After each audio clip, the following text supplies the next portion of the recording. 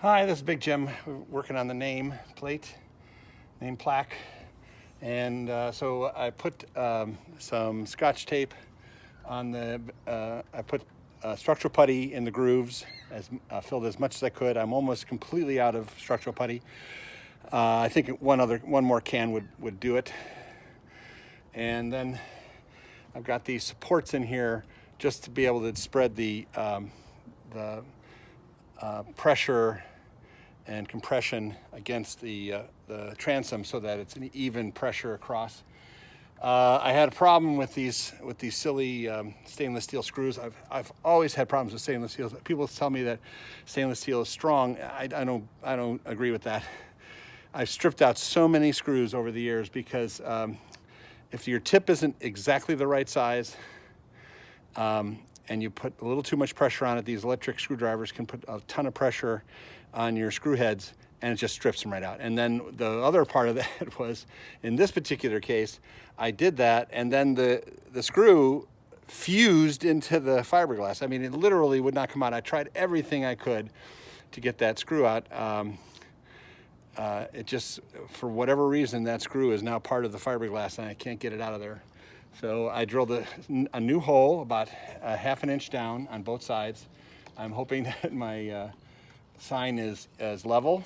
I covered the entire back of the sign with that cellophane tape so that I don't have to worry about it. Hopefully, I'm hoping that I don't have to worry about it gluing to the transom right now, because even though it's supposed to be on the transom, I need to take it off and then seal it with first of all, I want to rebuild the back so that it's solid. Hopefully that when all this sets up in next day or so, the sign will be permanently curved to the shape of the transom, and then we won't have to do anything else. It'll just be there. Anyways, it looks pretty good. Then eventually I'm going to do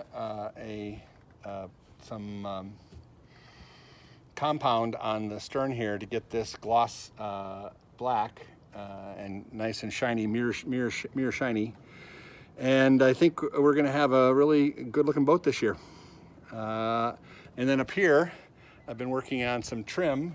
Now, the other problem with this is we have a curved transom and a curved, there's a arch to the transom, and a solid straight piece of wood won't fit that, at least not unless you steam it. And I don't have the ability to steam an 8-foot long piece of wood. So what we're gonna do, I think, is I'm gonna get a glue gun and I'm gonna glue little pieces of cardboard along the edge here so I can get the exact angle, because I've seen that done on several other channels where they use a hot glue gun to get the exact shape of a certain part of your boat. And that way it will allow me then to find a piece of wood wide enough to be able to cut an arced piece of wood to fit that space. I already have 2 pieces to go on the top, and I filled all the holes, the old screw holes, with thickened epoxy or with that structural putty. And I just need to go up there with the sander and hit it with the sander for a few minutes, just to smooth it out a little bit. And then I'm going to put the new wood up there with some life caulk so that it's permanent and waterproof. and we should be ready to put the back piece on, the back piece of trim on. Anyways, that's what the plan is. So I hope that makes sense. And I think I might have another idea. Instead of I was going to do about a 1-inch piece, but I just remembered that a combing piece, crown molding, things like that, smaller piece of crown molding, a little corner bead, will bend almost infinitely. And if I can get a piece like that, I think it would be perfect. We don't have a lot of space right here. You can see there's only about a ½ inch, less than an inch, between the top of this and where the first nut comes out for that backstay. I think that's the great idea. I think I just figured it out. All right. And everything else hopefully is setting up right now. The rudder's nearly cured, but it's already too late now to do anything today. I'm not going to put a second coat on right now. it would take too long.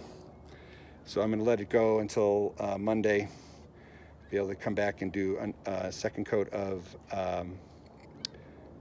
gel coat and see what that looks like. I don't need it to be perfectly smooth, but I'm going to do the gel coat first, and then I'm going to put the barrier coat on. And the barrier coat is a lot stronger than gel coat. Gel coat is a much thinner, less structural material than barrier coat, but it's looking pretty good. You can see the pattern of the cloth, and this part of the rudder right now is dry to the touch and looking pretty good. Anyways, I'll talk to you later.